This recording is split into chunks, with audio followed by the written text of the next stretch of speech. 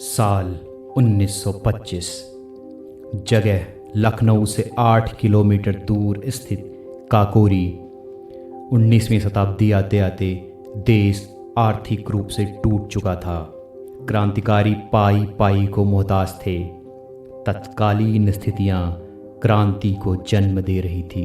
बिस्मिल अपनी आत्मकथा में लिखते हैं, हमने लखनऊ में सरकारी खजाने से भरे हुए बक्से को कुली को चढ़ाते हुए देखा। उसमें ना तो जंजीर लगी थी ना ही ताला। उसी दिन हमने खजाने पर हाथ मारने का निश्चय किया। प्रथम प्रयास 8 अगस्त को किया गया। तब तक ट्रेन जा चुकी थी। अगले दिन पुनः क्रांतिकारी स्टेशन के लिए निकल गए।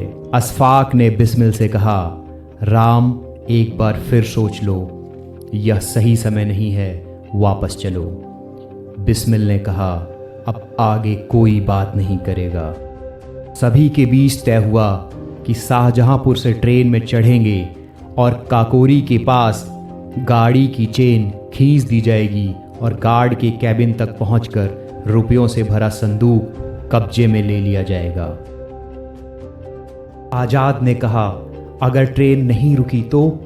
बिस्मिल ने कहा, हम 2 श्रेणियों के टिकट लेकर अलग अलग डिब्बों में चढ़ेंगे और एक साथ चेन खींच दी जाएगी। 9 अगस्त को सभी शाहजहांपुर स्टेशन पर अलग अलग दिशाओं से आकर बिना एक दूसरे की तरफ देखे ट्रेन पर चढ़ जाते हैं। बिस्मिल अपनी आत्मकथा में लिखते हैं, जैसे ही ट्रेन ने सीटी दी, मैंने अपनी आंखें बंद कर ली। मेरे दिल की धड़कनें पड़ रही थी और मैं गायत्री मंत्र का जाप कर रहा था। उधर काकोरी आते ही सचिंद्र बख्शी ने अशफाक से कहा, अशफाक मेरा जेवरों का डिब्बा कहाँ है? अशफाक ने कहा, अरे वो तो हम काकोरी भूल आए। और ये कहते हुए ट्रेन की चेन खींच दी जाती है। ये क्रांतिकारियों की सोची समझी साजिश थी। उधर बिस्मिल अपने पिस्टल निकालते हुए बोले, किसी को डरने की जरूरत नहीं है, हम सिर्फ अपने देश का लूटा हुआ सरकारी खजाना लेने आए हैं। सभी ट्रेन से नीचे उतरकर गोलियां चलाने लगे। तभी गार्ड ने ट्रेन के चलने का सिग्नल दे दिया। सचिंद्र दौड़कर गार्ड के कमर में पिस्टल लगा दिए और शांत रहने के लिए बोला। क्रांतिकारियों ने रुपयों से भरा हुआ बक्सा कब्जे में ले लिया।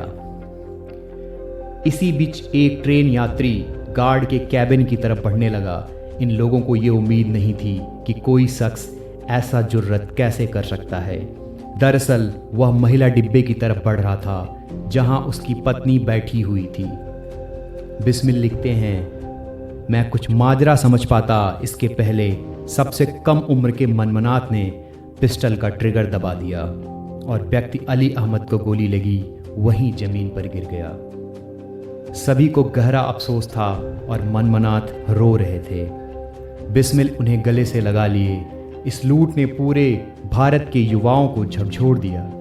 मनमनात जो 18 वर्ष के नहीं थे, उनको छोड़कर सभी को फांसी की सजा हो। इसी बीच बिस्मिल के द्वारा गाई गई लाइन जो बाद में बहुत फेमस हुई, सरफरोशों सी तमन्ना अब हमारे दिल में है, देखना है जोर कितना बाजुए का दिल में है।